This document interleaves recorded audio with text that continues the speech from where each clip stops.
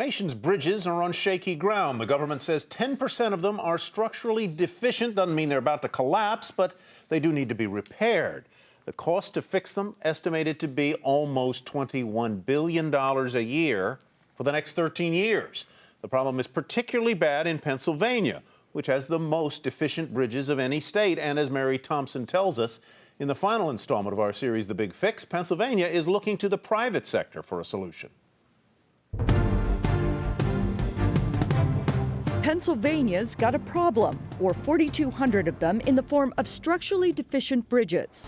While that number is the lowest it's ever been, it's still a lot of bridges. So we need to really work hard and aggressively to reduce that number even further. So the state Secretary of Transportation, Leslie Richards, says it's spending almost $1 billion on a public-private partnership to repair 558 bridges in 3 years. Normally it would take about a dozen years to get to this many bridges.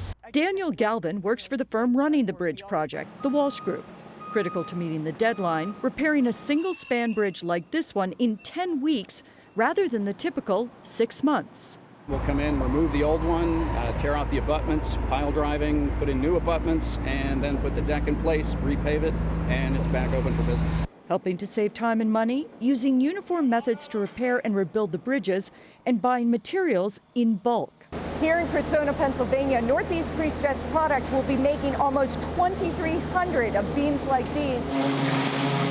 Those beams slated for the targeted bridges, which in an unusual twist, will be maintained by the Walsh Group for a much longer than normal 25 years. So we've got an investment in this project to make sure that the quality is there and that it lasts the 100 years that each one of these bridges are supposed to stand up.